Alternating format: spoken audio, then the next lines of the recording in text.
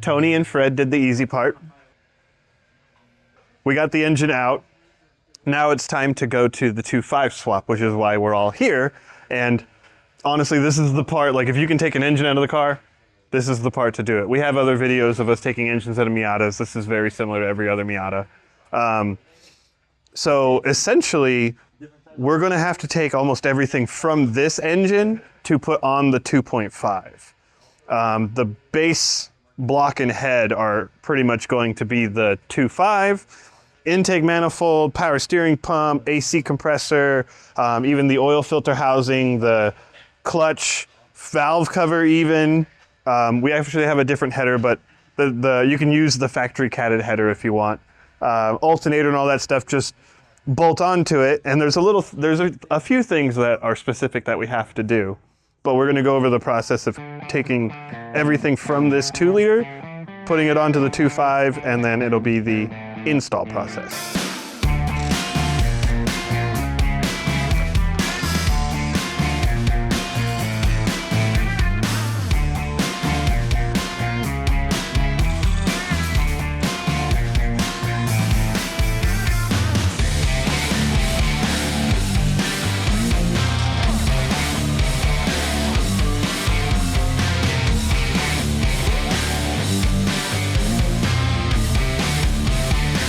So we have the engine torn down.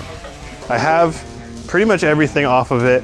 I'm probably gonna take this thing off, but the crank pulley is the last thing that we actually have to take off of this, other than, you know, bolts and little things that we wanna use to the other one. The oil pan we're gonna use, the pickup tube we're gonna use, all the accessories, clutch and everything.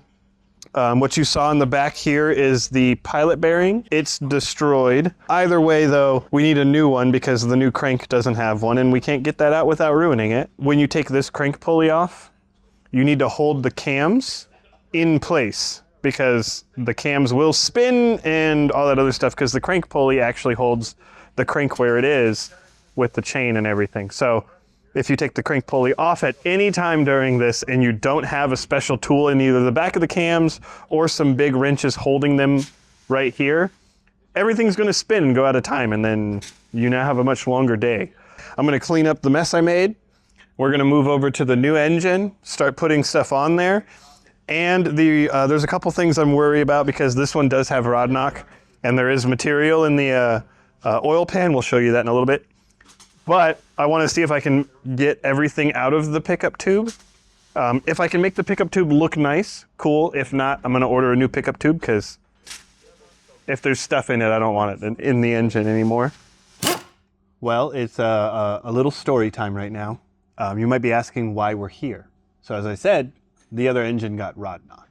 There's many reasons for rod knock. It's not always the driver's fault.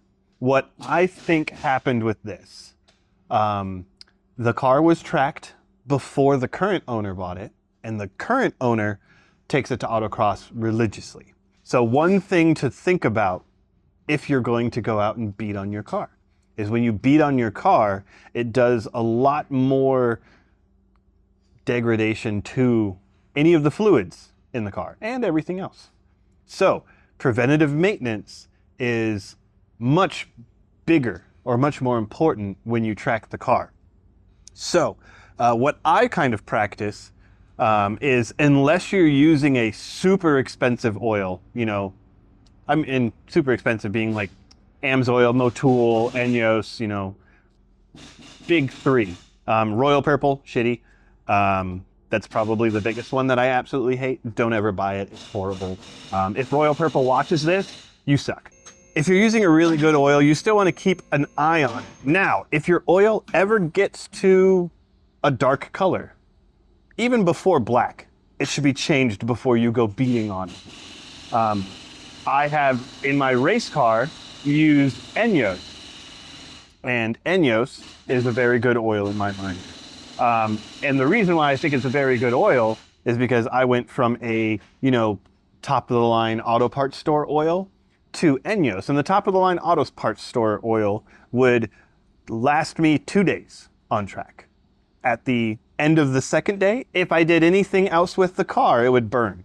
It would burn the oil. It didn't burn anything the first 2 days.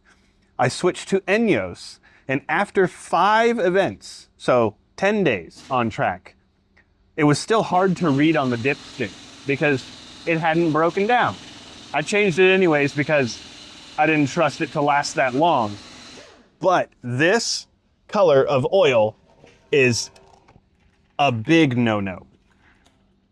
So that has been bad for many, many miles. And essentially, the less you change the oil, or if you do 3,000 or 5,000 oil intervals, this is going to happen all the time, which essentially, when the oil is this color, it doesn't work. It's destroyed. So you want your oil to look better than this when you change it. And sure, changing oil is expensive, but guess what? 2.5 swap is more expensive than changing your oil. And being forced to do it isn't as fun as doing it because you want to. So you can see the little specks and everything in here. That's essentially bearing material.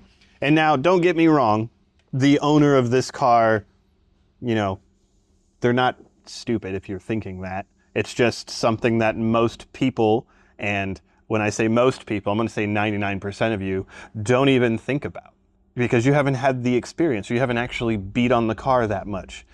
Even with my wife's car, because we use the O'Reilly stuff, or the auto parts store oil. After an autocross, we change the oil. And then until she goes to the next autocross, we don't worry about it because she doesn't drive 5,000 miles in between autocrosses. I'm gonna clean up whatever's in here. And then, like I said, there's stuff inside this pickup tube that we might end up just throwing the pickup tube away. But yeah, we got to get all this crap out of here because we don't want it in the new engine. We're going to get into what you need for the new one. But you do, like, everything we took off of the old engine goes onto the new engine. I'll go over this kind of parts list once this is cleaned.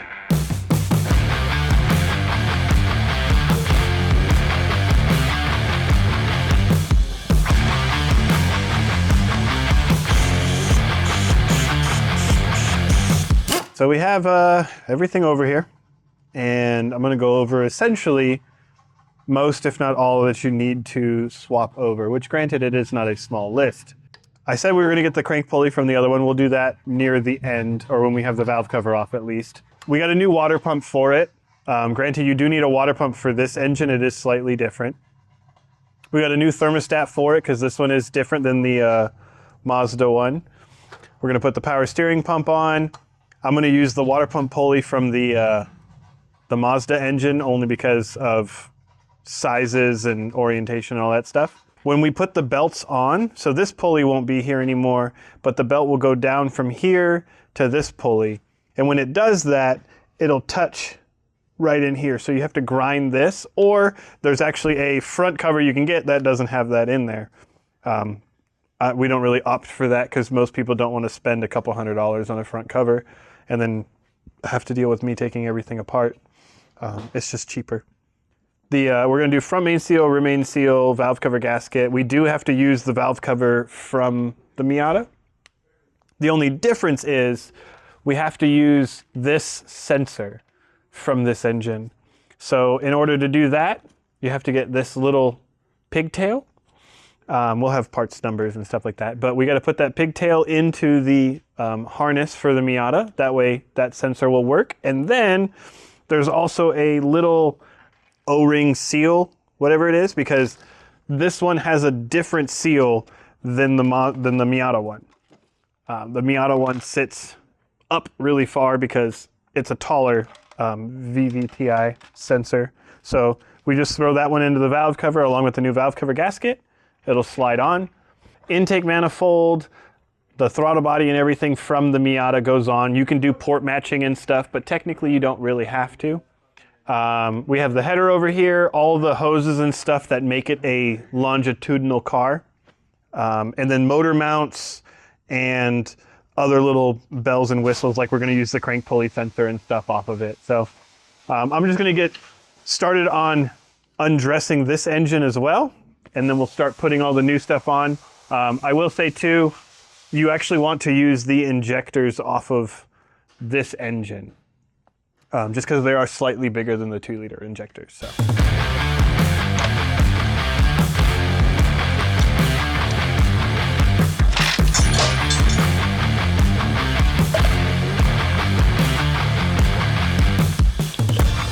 This looks amazing. So, good starter to go beat on. And now that they experienced the last one and the untrustworthy oil issue, I'm sure they're going to take much better care of this one. Now, I'm going to show you how to take this crank pulley off properly. And then I'm going to show you what happens if you don't do it properly on the old engine, because we don't really care about it. So what you need is essentially, this is the Ford Duratec timing toolkit. On the side here, so that little bolt we take out. You're going to be using the smaller of the 2 pins. It just comes with both because it goes with a lot of different engines that they have. And so that one just threads in there all the way in. And then you're going to turn the crank until it stops and the cams are also at top dead center. All right, it's stopped. Now we should just be able to take this piece here and it slides into the back of the cams. Now, when we take the crank pulley off, cams won't move. Everything will stay where it should be, and the pin holds the crank. There we go. Now that it's loose, you should be able to wiggle it and take it off. Depends on how rusty it is and depends on how old it is. This one being decently new, it comes off nicely. Now, one thing I want to tell you too is this crank pulley has to be in a specific spot as well. That hole is the specific spot, okay? So that hole lines up with that hole.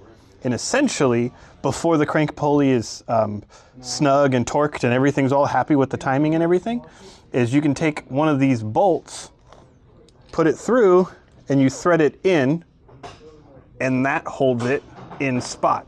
And the reason why you do that is because this crank pulley sensor reads all of these, and that is how it tells you if you're on time or if you're in, top dead center or whatever. And that's, these marks have to be lined up. And the reason why we're switching it out is because these marks are different and the crank pulley is different. This crank pulley has 2 belts.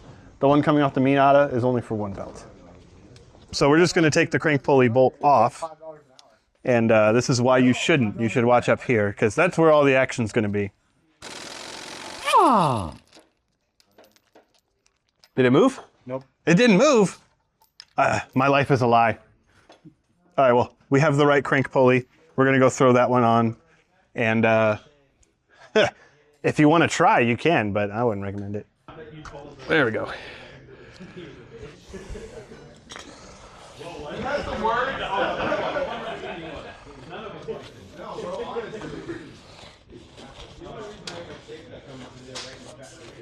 I know we say it in every video we do, but you always got to feel if there's any kind of ridge on these things, because if there's a ridge on these, it's going to leak, regardless of how new the seal is.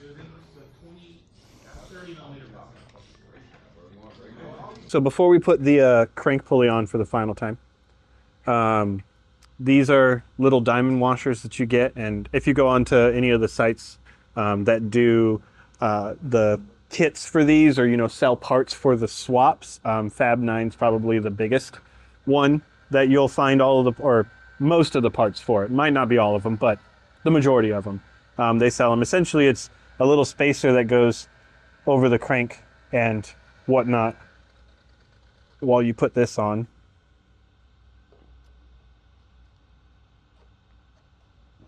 So slide that in, spin it till this lines up, thread in your bolt, and then now you can torque it. But I think it's 76 plus 90, but I'm just gonna do a 76, go check, and then once it's at 76 at least, we know that you know, we're in the realm of safe. It is plus 90, so 76 plus 90. And essentially, best way I can do that is mark, and then you go until it's 90 degrees from there. So technically, it says plus 87 degrees to 93 degrees. So we're gonna go for around 90 and that'll be close enough.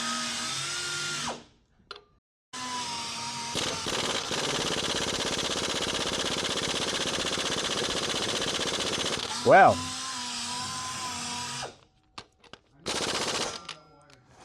you know what? Good enough. We're gonna be fine. Next is water pump. This is a swap pump. I'm not exactly sure what car it comes off of. I think it's very similar, if not the exact same one from the 2-liter. But essentially the pump is slightly different than the 2.5 pump, just because of the fins and whatnot. It's for probably the RPM you're planning on spinning on these things. And these torque to 101, and then the pulley torques to 16 foot-pounds. Spread with your wrench? All right, so the PCV, it's just the exact same one off of the 2-liter. It also torques to 101. The thermostat has to be the 2-liter one because it points in the correct direction. The 2.5 does not point in the correct direction. I don't remember where I threw that one, but it's wrong. It's wrong. So, and then these are also 101 because every 8 millimeter head bolt is 101.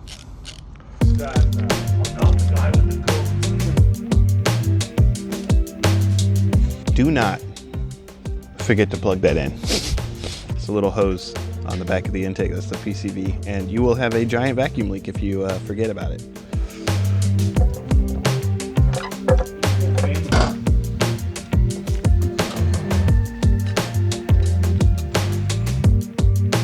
You also have to use the injectors off of the 2.5. They're the white ones. They have a white strip. These ones are off of the 2-liter. They actually have a little interesting clip. And so how it comes off is you stick the screwdriver behind it, pry outwards, and then it moves up. Do the same thing with the other side. And then it'll just pull out. Depending on how old yours are, depends on how easy they come out. And then when you push it back on, it just clips and it's in all the way.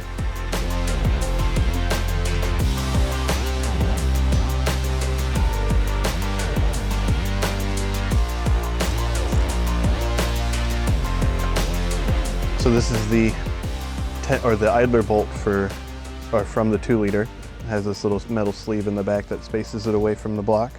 But you take out that timing cover bolt and this replaces it. This is the belt tensioner for this one. We got a new one as well. The 2.5 actually has a wire harness that goes into the hole that this bolt goes into. So we got to get that out, which it's not super fun. Like picks or flatheads or tiny needle nose, it's pretty much what you're going to have to use.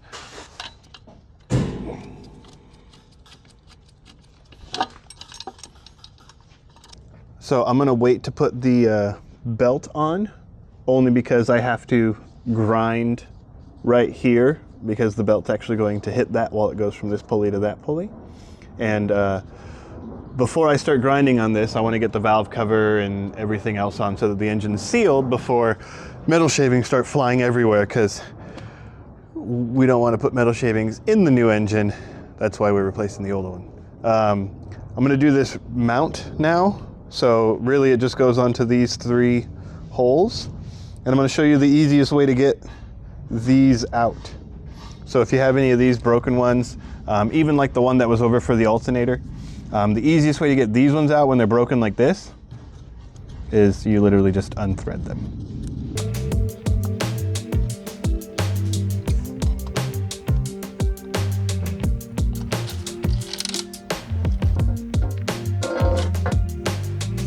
So with the valve cover, getting it prepped to go on, there's this seal, right? So this seal goes there, and we're replacing it with that one. So essentially what you take with this one is just valve cover down and you tap it lightly. You actually don't have to hit it very hard at all and it'll fall out. This seal, when you put it in, it actually goes with the open part, or this part faces upwards and that goes down. Yep. Actually, it pushes in pretty easily, so. Everything from this side. And then you just want to make sure that it's level with the opening.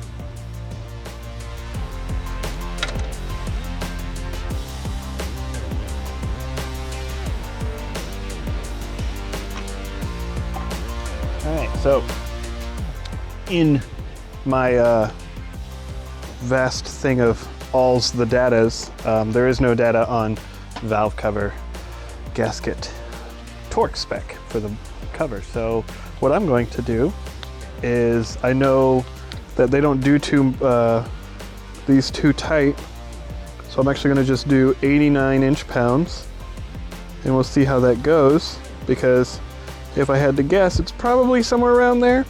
I know that the older Miatas actually are 60 inch-pounds, but they have a different valve cover and all that other stuff. So 2-liter coil packs.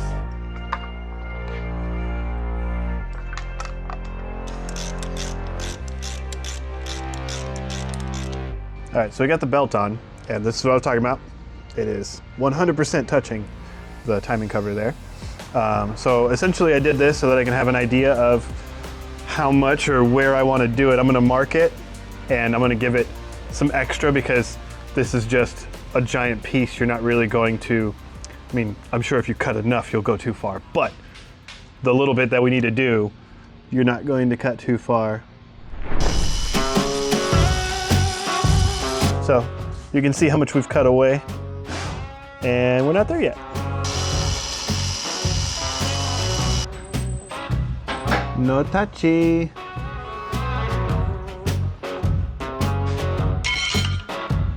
I doubt there's a ridge. It's got 17,000 miles, but I always check.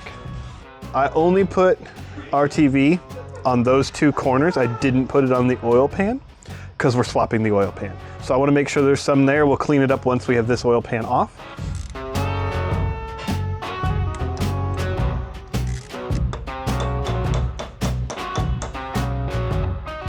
All right, pro tip. Don't use flex plate bolts in place of flywheel bolts. If you use flex plate bolts instead of flywheel bolts, you're gonna have a bad time. We don't wanna have a bad time. These torque to 85, but you ain't gonna see it because Steve's gonna go hold the crank for me and he holds the camera. Okay. Bueno.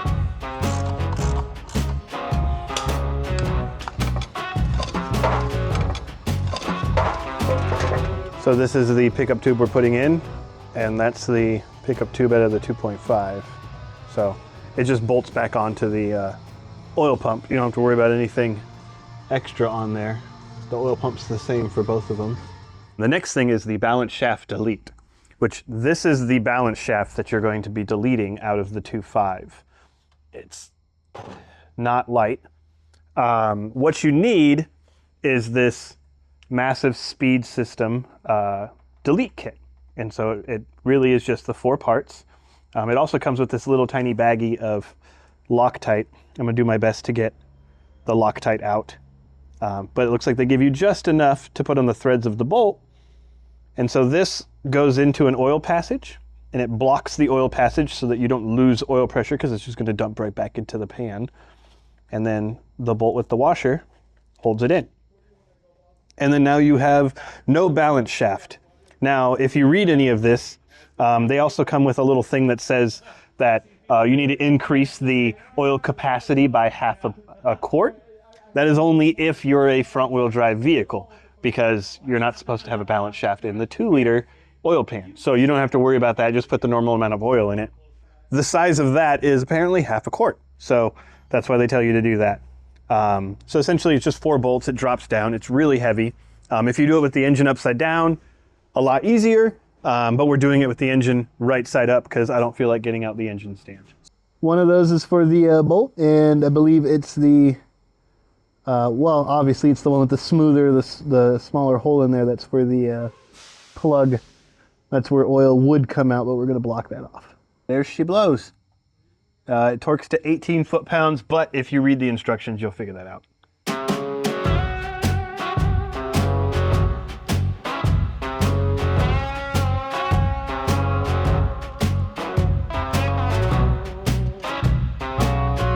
All right, engine sitting on the cradle again. I'm gonna go grab the transmission and we're gonna stab it. And I actually found out that the torque spec for the transmission bell housing bolts is 38 foot-pounds. So those of you using big wrench and all that stuff, way over torque. But we're gonna do that, and then we're gonna put the harness on, and then we're gonna do the VVT connector that we have to change out for the 2.5 This is the easiest time to put the engine harness on because of the connectors back here and the map sensor down here. So there's a lot of stuff around the engine here when it's in the car. So unplugging the harness from the car and then taking it out with the engine, super easy. Unplugging the harness from the engine and then taking the engine out, you're gonna have some choice words. It's not gonna be fun.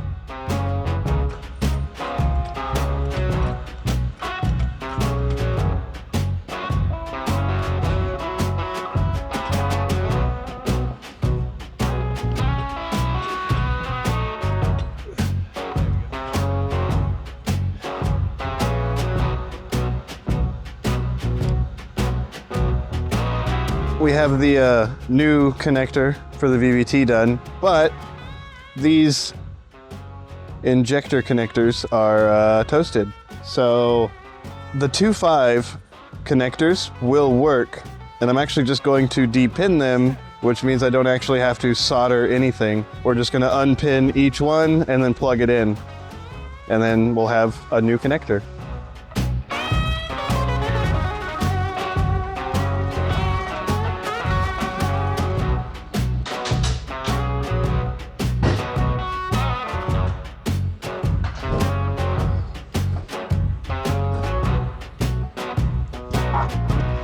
Engine's back in.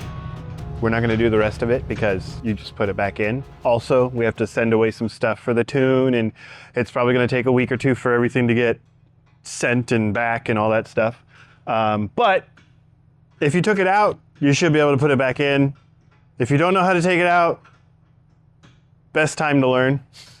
We have other videos of us taking stuff out of these. I think I have one that we did with my Miata when I did my 2.5 swap.